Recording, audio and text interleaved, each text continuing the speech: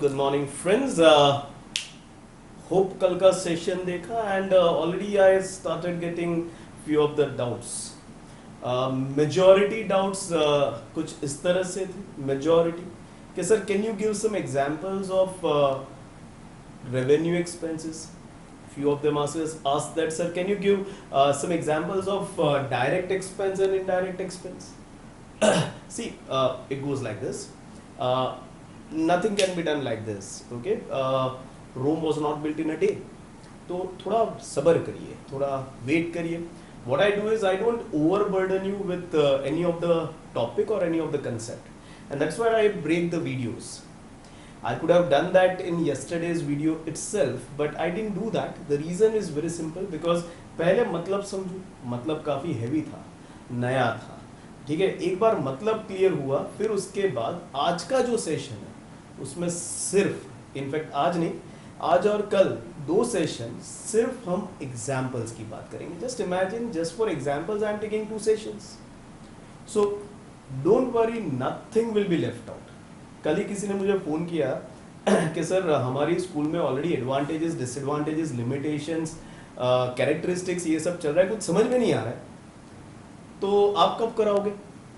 तो मेरा आंसर था कि बेटा, if you can understand my first day session, if you can remember my first day session, I told you the same thing, that accounts is entirely a new world. और कोई भी नई दुनिया में जाने से पहले उसकी भाषा जाननी पड़ती है. अगर भाषा जाने बिना अंदर जाओगे तो बिलीव में कुछ समझ में नहीं आएगा. And that's where we are working. और भाषा समझने के लिए शब्दों को समझना पड़ता है, और वो हम सारे शब्दों को समझ रहे हैं. अगर मैंने भी सीधा चैप्टर 1 स्टार्ट रीडिंग किया होता तो believe me, in my scenario also हमारे बीच में भी बहुत सारे ऐसे प्रॉब्लम आते जो आपको नहीं समझ में आते, और आपको लगता अकाउंट्स इतना मजे में नहीं है, rather there is no fun in doing accounts. And that's where I am taking lot of time only to make you understand the language. एक बार मेरे सारे टर्म्स हो जाएंगे, फिर एडवांटेजेस भी देखेंगे, डिसएडवांटेजेस भी देखेंगे, कैरेक्टरिस्टिक भी देखेंगे. But let us go step by step. मैंने उनको बोला भी फोन पर कि बेटा, my guarantee is very simple. जो बुक में है वो तो सब होगा, मगर बुक के बाहर का भी मैं आपको करवाऊंगा. सिर्फ मुझे समय देना, ठीक है? Because my process is slow, it is study, but it will make sure that आप ये प्रोसेस से बाहर जाओगे ना तो कंसेप्चुअली आपसे बेहतर कोई नहीं होगा. So in this entire process be with me. Make sure that every term, meaning of every term is conceptually clear to everyone. फिर जाके जब चैप्टर पढ़ेंगे ना, एक अलग ही मजा आएगा. एंड इट इज गुड कि पैरेलल आप कहीं और एक दूसरी मेथड से पढ़ रहे हो जहां पर ये कुछ टर्म्स बम्स नहीं होते, सीधा चैप्टर शुरू हो जाता है. तो अच्छा है, कंपैरिजन होगा तो आपको समझ में आएगा कि क्यों when I say that what I do is best और अबव अदर्स, ऐसा मैं क्यों बोलता हूँ. तो आपको वो कंपैरिजन भी आएगा तो समझ में भी आएगा, थोड़ा ज़्यादा अप्रिशिएट करोगे मुझे, ठीक है? So just wait, have patience. सब कुछ होगा मगर अपने सही टाइम पर होगा, ठीक है? So not wasting too much of time, आज का सेशन शुरू करते हैं. शुरू करने से पहले थोड़ा बहुत कल का रिकैप ले लेते हैं. कल हमने समझा what is a revenue expense. तो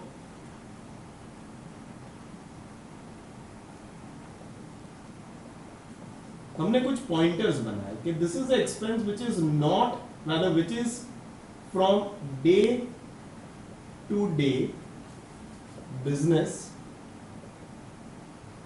related activity. Second, if you can remember, हमने देखा they are recurring in nature. Why they are recurring in nature? तो हमने समझा that they are recurring in nature because they have short term benefit. short term बोले तो less than 1 financial year. यानी कोई भी खर्चा जिसका बेनिफिट 1 साल के अंदर खत्म हो रहा है वो रेवेन्यू के लिए क्वालिफाई होगा। अगर वो 1 साल से ज्यादा चल रहा है, जहां वो किया वहां से 1 साल, आपका 1 साल नहीं, मैं आज करता हूं तो यहां से 1 साल, मैं कल करता हूं तो वहां से 1 साल के अंदर अगर उसका बेनिफिट खत्म होता है तो ही वो रेवेन्यू के लिए क्वालिफाई होता है, वरना वो रेवेन्यू एक्सपेंस नहीं है। अगर नहीं है तो क्या है, उसके लिए थोड़ा वेट करिए, आएंगे। What do you do with this expense at the end of financial year? So at the end of financial year, the portion of expense whose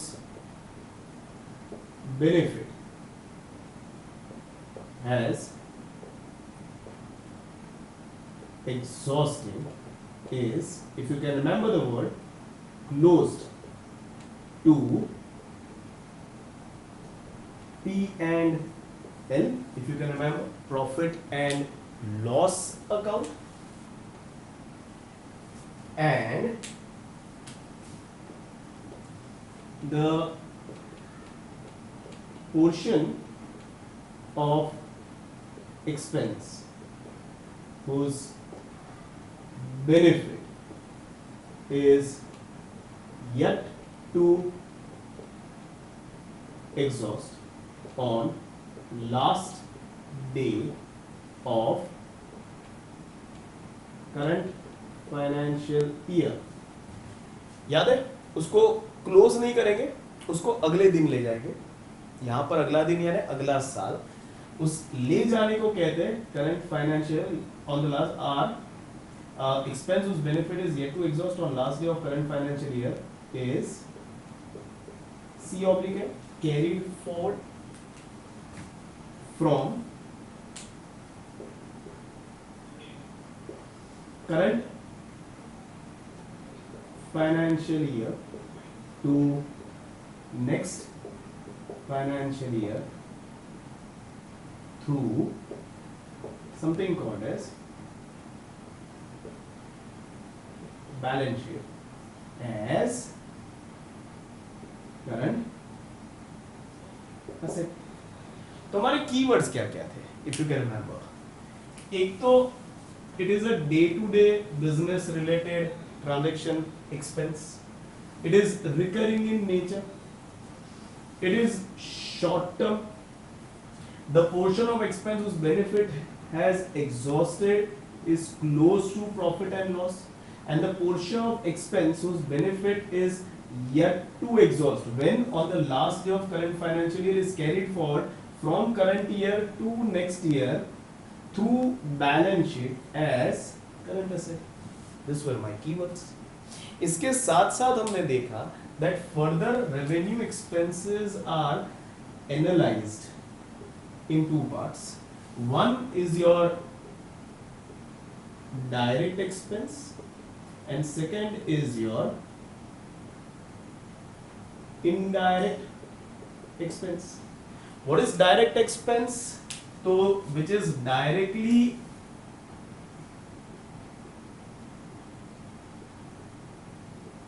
involved in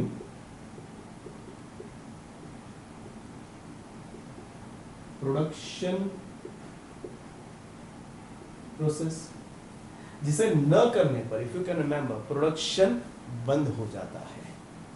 indirect expense which is not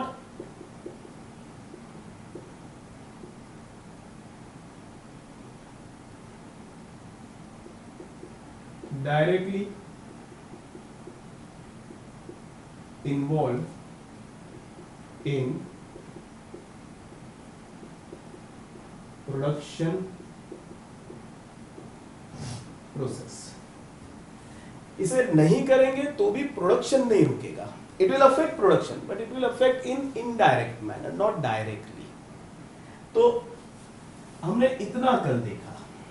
अब आज के session में what we are going to do is we are only going to see different examples of revenue expense, और हर एक example में हम हर एक ये पॉइंट को ध्यान में रखेंगे और फिर हम ये भी एनालिसिस करेंगे कि वो वाला खर्चा जो हम देख रहे हैं वो डायरेक्ट है कि इनडायरेक्ट है। Hope things are clear. तो आज के सेशन में lot of role plays and lot of definitions that we are going to study. One by one we are going to take role plays और फिर उसके explanation. हमारा जो पहला role play होने वाला है, that is going to talk about our first revenue expense, and that is nothing but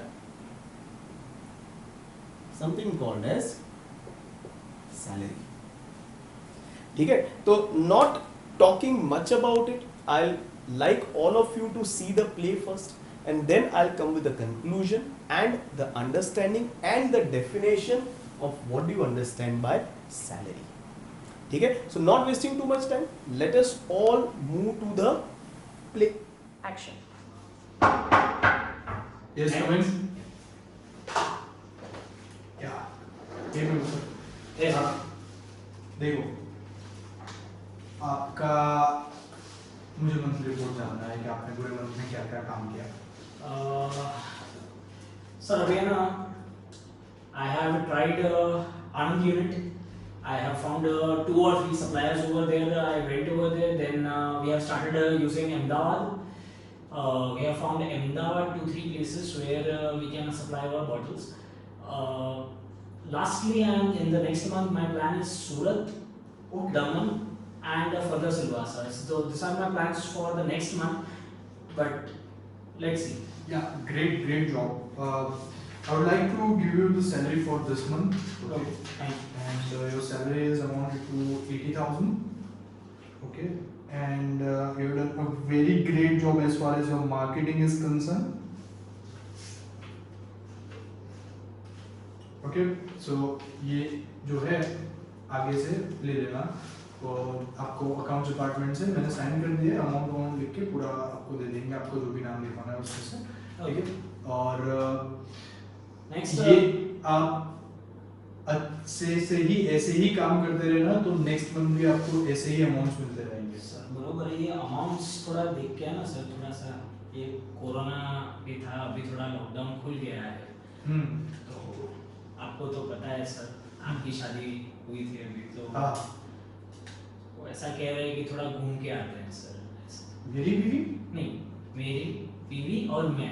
अच्छा, हाँ, ओके. आपकी बीवी मतलब ठीक है. फिर तो तुमको छुट्टी चाहिए. हाँ, 7 दिन अराउंड घूमने. 7 दिन. हाँ, अगर आप परमिशन दें तो. सैलरी कट होगा. कितना अमाउंट बोला था स्टार्टिंग में? 80,000 चलेगा. चलेगा. ठीक है, फाइन. वैसे भी सी तुम मार्केटिंग डिपार्टमेंट में हो, तो तुम्हारे सर्विसेज से प्रोडक्शन डिपार्टमेंट को कोई डायरेक्टली अफेक्ट नहीं होता. तुम्हारे होने ना होने से प्रोडक्शन को कोई वो होता नहीं. तुम्हारा सैलरी मैं पे करूँ ना करूँ, उससे प्रोडक्शन को कोई लेना देना ही नहीं. ठीक है, तो तुम जाओ, 7 दिन घूम के आओ. Okay, thank you sir.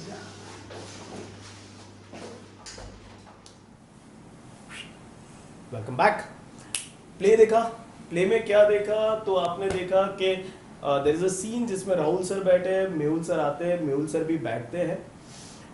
फिर राहुल सर उनसे पूछते हैं कि अच्छा क्या क्या रिपोर्ट है बताओ, आपने पिछले महीने क्या किया. तो मेहुल सर पूरा समझाते हैं कि sir I am planning to expand our business in areas where in we didn't had a market. At the same time जो ऑलरेडी एग्जिस्टिंग मार्केट है उसमें भी हम थोड़ा बहुत rather business बढ़ाने का ट्राई कर रहे हैं. So basically he was somewhere reporting to Rahul sir for the work that he is doing for Rahul sir.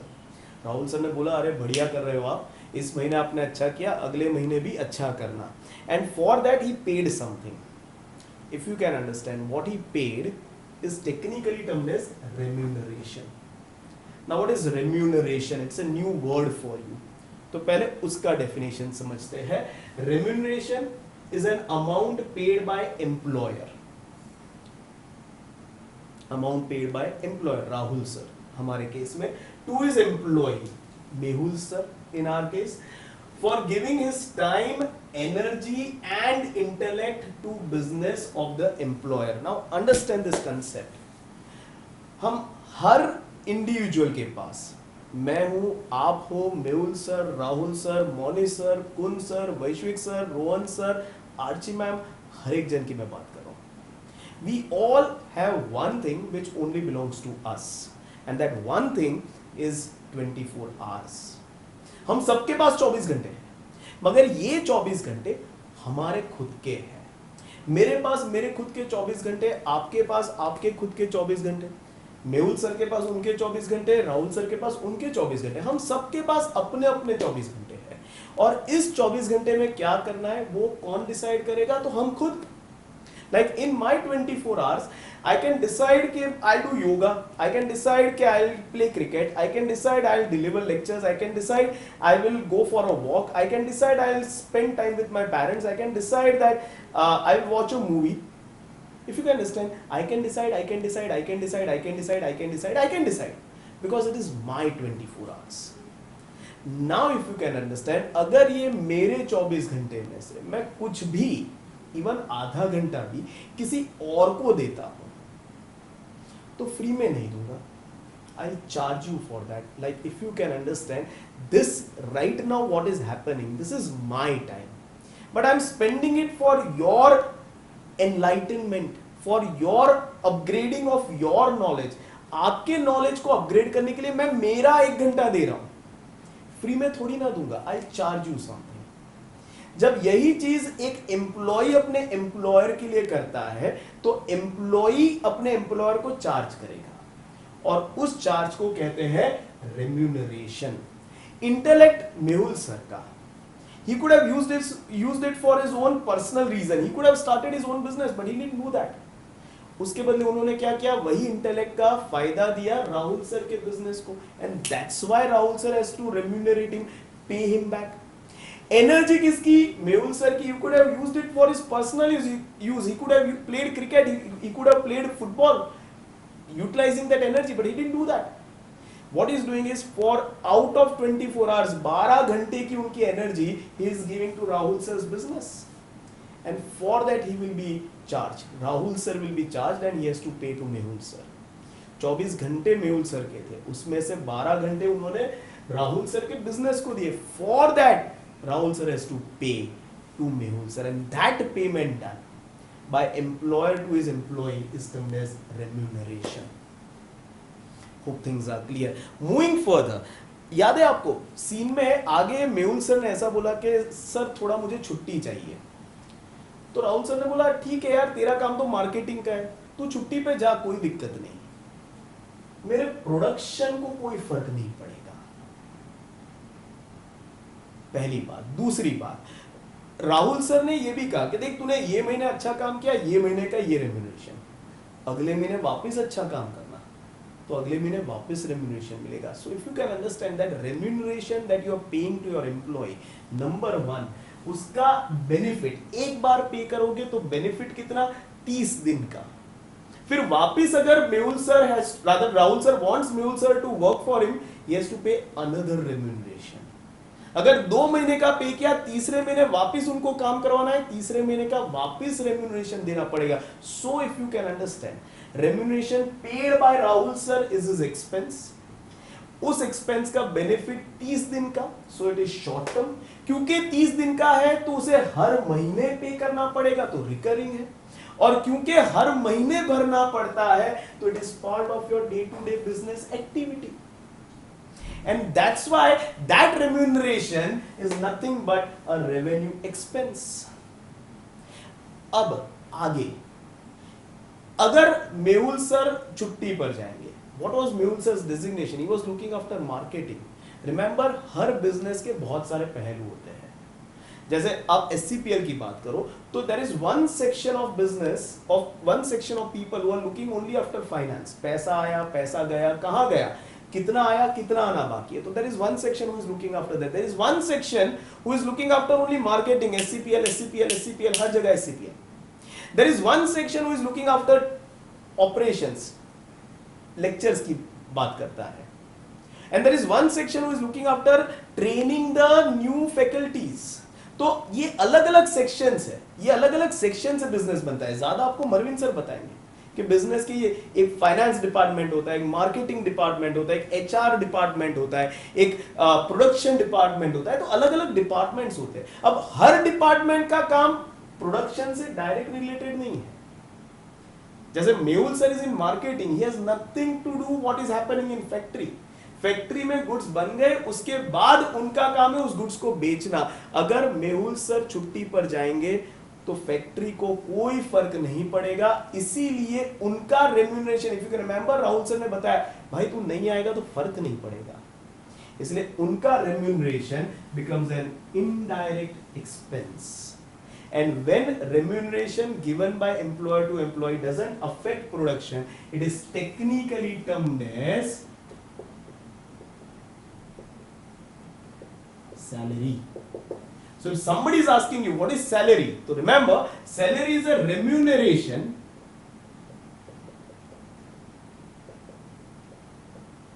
what is remuneration? It is on the top. Remuneration given by employer to his employee who is not directly involved in production process. I repeat, what is salary? Salary is remuneration given by employer to his employee who is not directly involved in production process.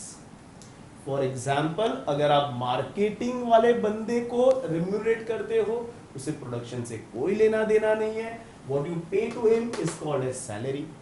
For example, if you pay anything to person who is involved in finance,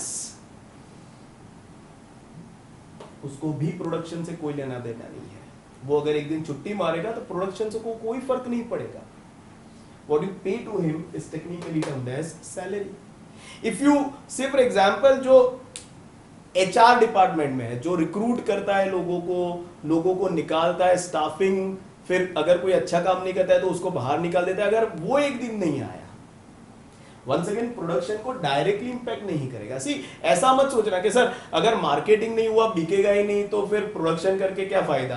but if you can understand, कितना लंबा सोचना पड़ा ना, marketing नहीं करेगा तो बिकेगा नहीं तो प्रोडक्शन को क्या. इफ यू कैन अंडरस्टैंड, ऐसा मैं नहीं कहता वो फर्क नहीं करता है, it is an indirect expense, it indirectly affects production, not directly.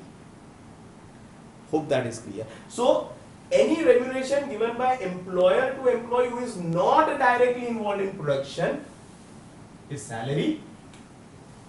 It is indirect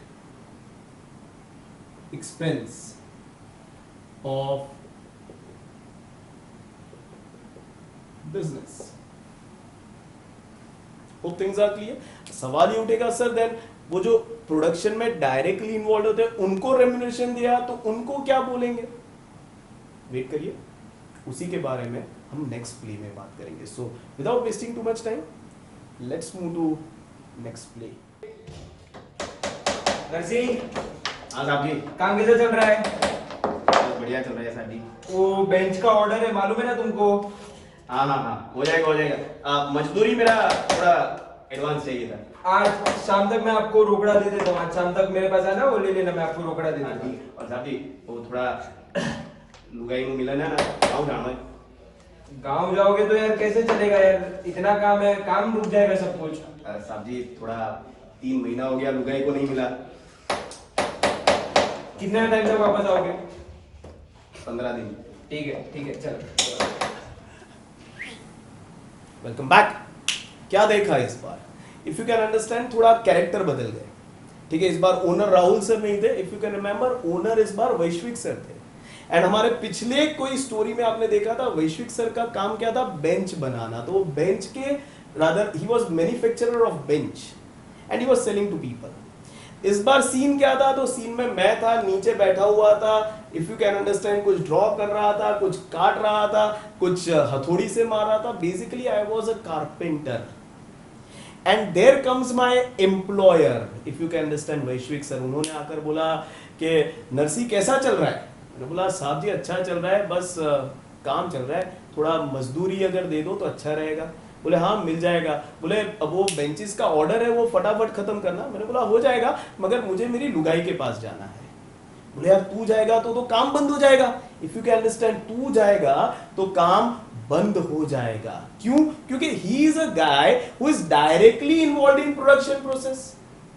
bench उसके बिना नहीं बन सकती। मार्केटिंग वाला जाएगा तो भी बेंच बनेगा, फाइनेंस वाला जाएगा तो भी बेंच बनेगा, मगर अगर कारपेंटर ही चला गया तो बेंच बनना डायरेक्टली रुक जाएगा। Hope that is clear. Once again, what you pay, the second term that we are going to study is called as wages. जिन्हें गुजराती में कहिए मजूरी, सैलरी जिन्हें गुजराती में कहिए पगार। What is wages? Once again, it's a remuneration.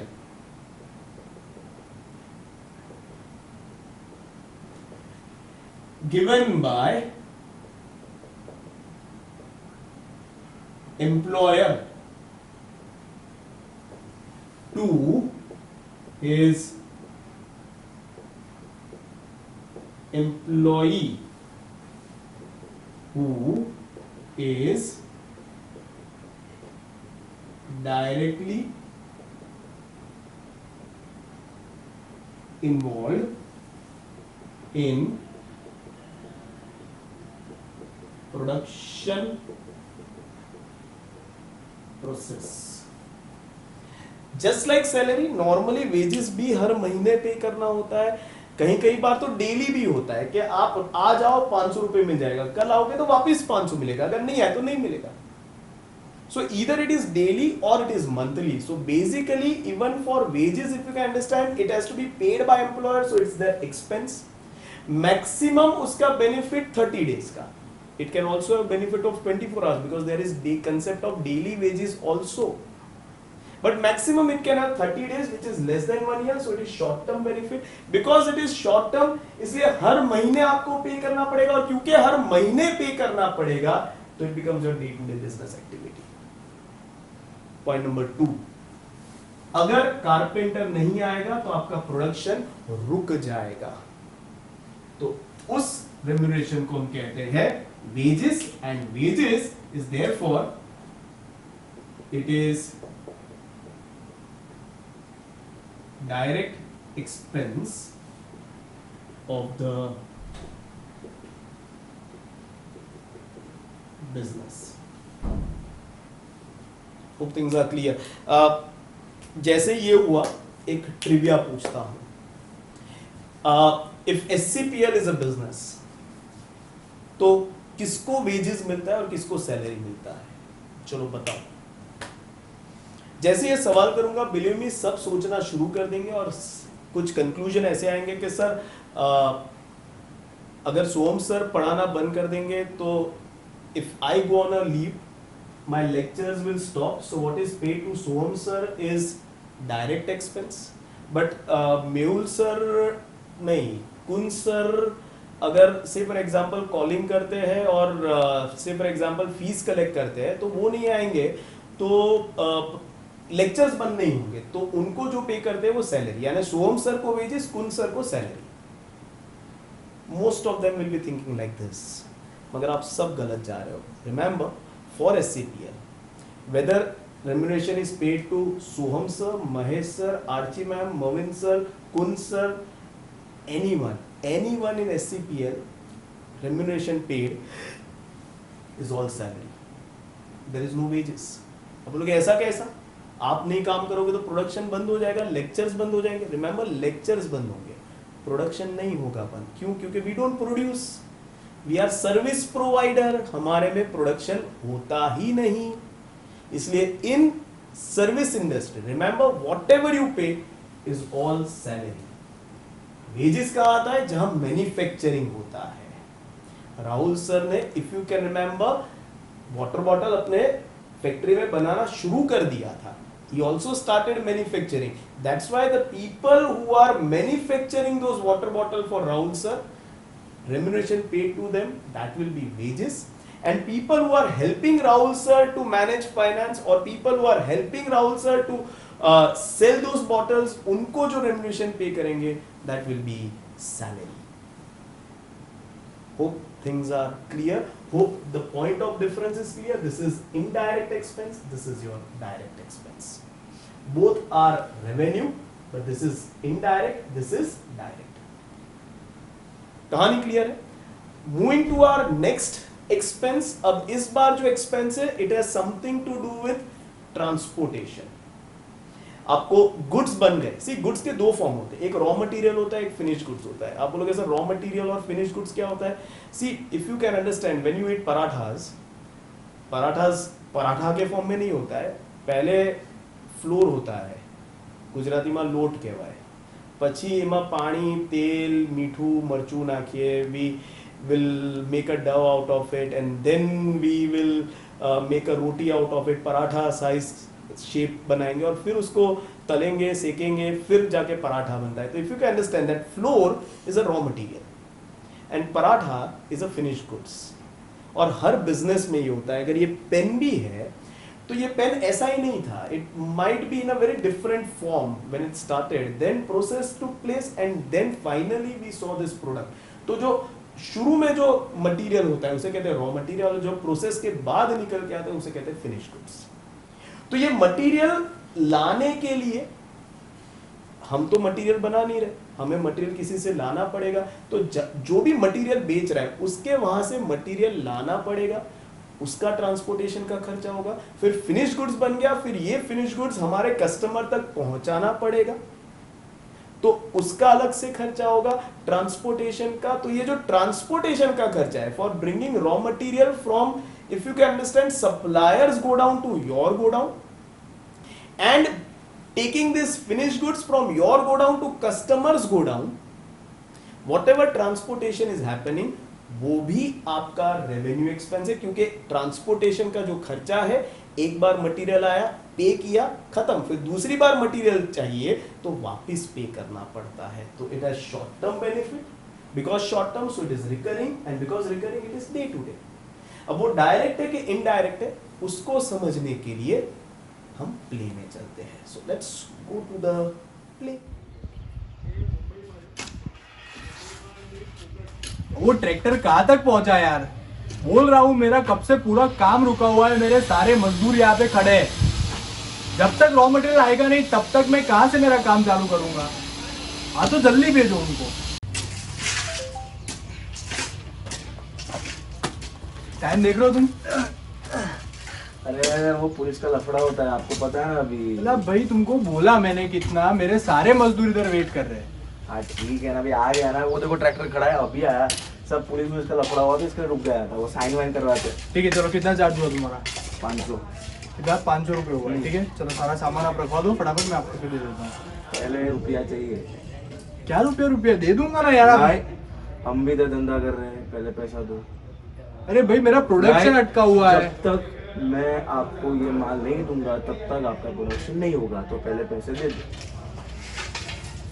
लो जल्दी रखवा दो.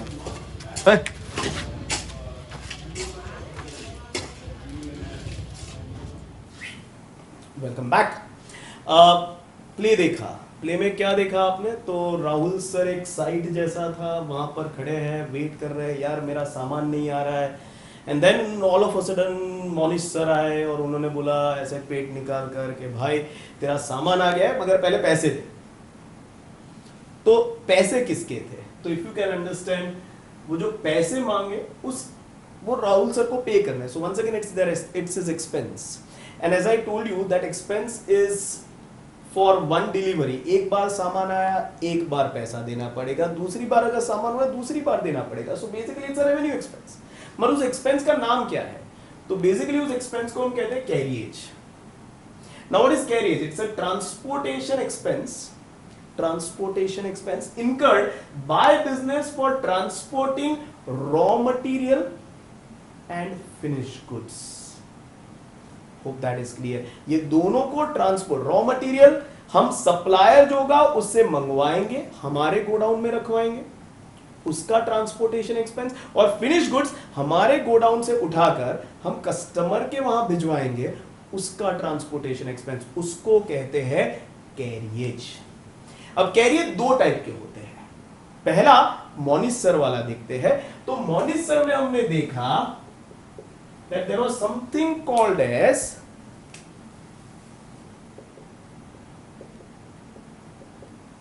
carriage inward. इन पर ज्यादा ध्यान देना।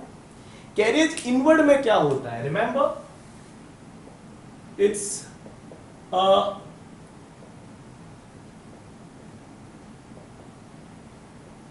transportation expense for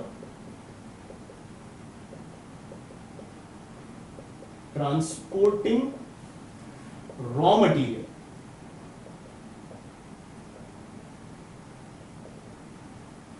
from supplier godown to our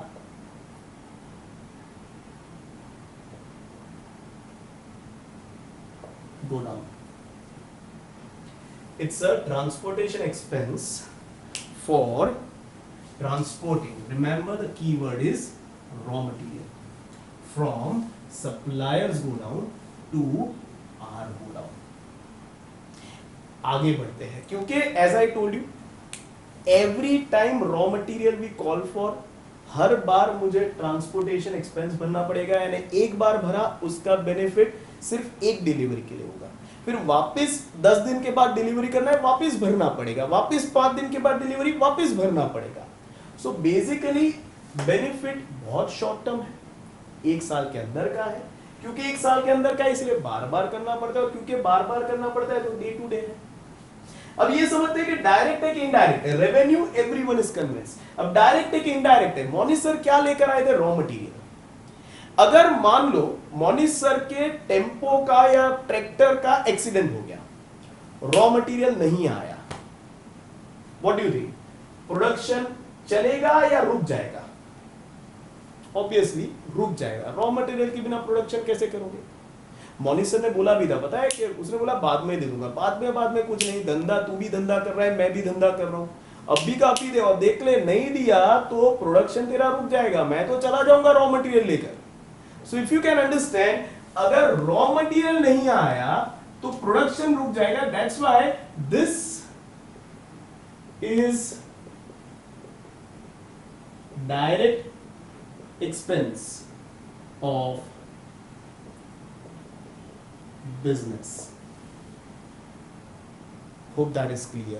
Monis sir अगर टाइम पर नहीं आएंगे, या मोनिस सर आएंगे ही नहीं, या फिर हम उन्हें पैसा नहीं देंगे, तो रॉ मटेरियल आएगा नहीं, और अगर रॉ मटेरियल नहीं आएगा तो it will directly affect your production process, and that's why carriage inward. Inward raw material अंदर आता है तो inward, carriage inward is your direct expense. It's a transportation expense for transporting raw material from suppliers godown to our godown.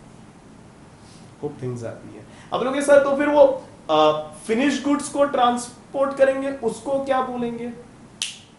Play देखते हैं, फिर उसको define करते हैं। So let's all of us go to the play.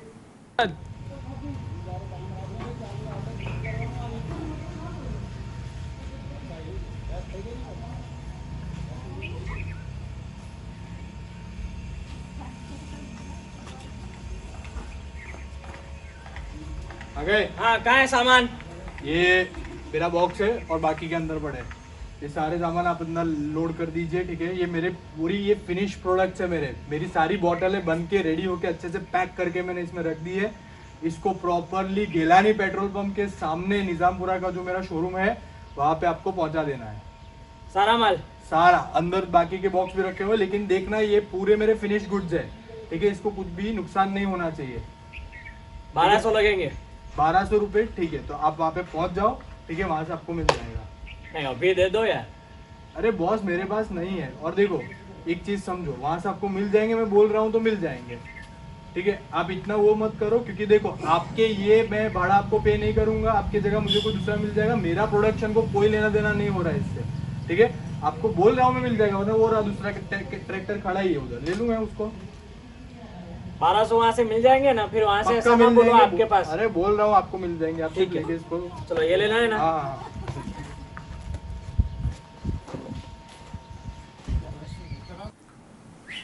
Welcome back. Play देखा, play में इस बार क्या देखा, राहुल सर ऑलरेडी एक बॉक्स के साथ खड़े थे and he was calling someone and that someone was Mehul sir. आए ऐसे रुमाल गुमाल बांध के, बहुत गर्मी थी, उन्होंने बोला चलो ये उठा लो और रख दो और जो बोला है उसके बाद भिजवा दो। तो मेहुल सर ने बोला पैसा अभी देना पड़ेगा। राहुल सर ने उसको क्लियरली बोला देख बॉस, टेंट्रम मत दिखा, तू नहीं तो कोई और वैसे भी अगर तू ये ले नहीं जाएगा ना तो मेरा प्रोडक्शन नहीं रुकेगा।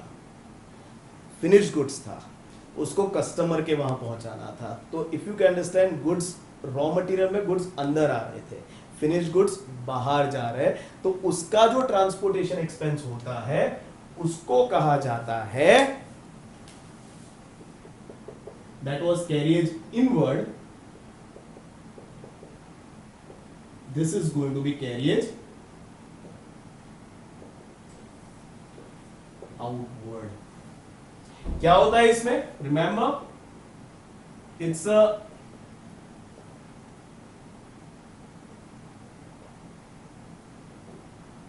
ट्रांसपोर्टेशन एक्सपेंस फॉर ट्रांसपोर्टिंग, ऊपर क्या था रॉ मटेरियल, अब हो जाएगा finished goods from our godown to place of customer. The keywords are, yes, it's a transportation expense for transporting what?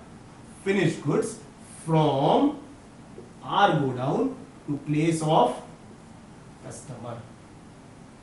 And if you can understand, अगर finish goods godown से customer के वहां नहीं गए तो फैक्ट्री में कोई फर्क डायरेक्टली पड़ेगा क्या? नहीं। If you can understand, it doesn't affect factory और production directly and that's where carriage outward it is indirect expense of business. Hope things are clear. अगर रॉ मटेरियल नहीं आया तो राहुल सर का प्रोडक्शन रुक जाएगा। अगर फिनिश गुड्स नहीं गया तो फैक्ट्री में प्रोडक्शन को डायरेक्टली कोई फर्क नहीं पड़ेगा। आप बोलोगे वंस अगेन सर अगर बिकेगा ही नहीं तो फिर प्रोडक्शन करके क्या फायदा, तो प्रोडक्शन रोक लेंगे। वो इनडायरेक्टली हुआ, word is directly, it doesn't affect your production. Hope things are clear. इसके साथ और दो टर्म जुड़ते हैं जो इसी में कंटिन्यू करेंगे, that is something called as freight inward and freight outward. Same फंडा, ये ट्रांसपोर्टेशन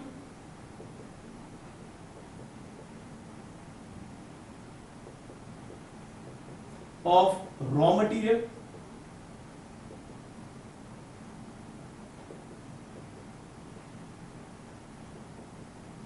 के लिए, और ये ट्रांसपोर्टेशन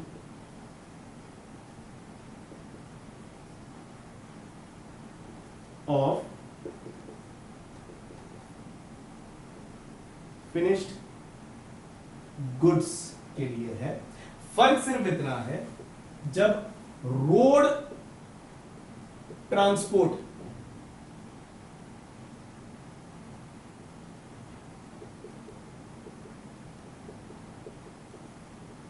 की बात हो रही है तो उसे कहते हैं कैरियज, और वही transport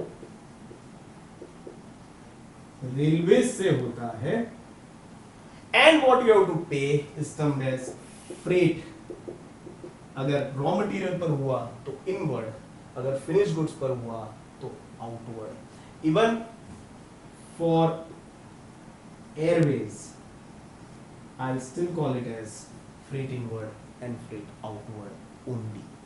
So if you can understand, once again, just like carriage inward, freight inward will be direct expense.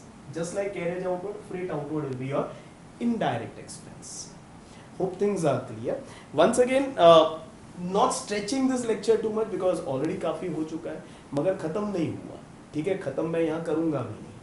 कल के सेशन में और कुछ ऐसे ही रेवेन्यू एक्सपेंसेस हम देखेंगे और आइडेंटिफाई करेंगे whether they are direct, whether they are indirect. Hopefully आज के सेशन में थोड़ा बहुत आइडिया आ गया होगा कि what is revenue expense, short term benefit, recurring and day to day. Short term बोले तो less than 1 year, 1 year is maximum. See wages का तो डेली वेज हुआ तो एक ही दिन 24 घंटे का बेनिफिट होता है। पॉइंट इज मैक्सिमम 1 साल, minimum can be 1 hour also.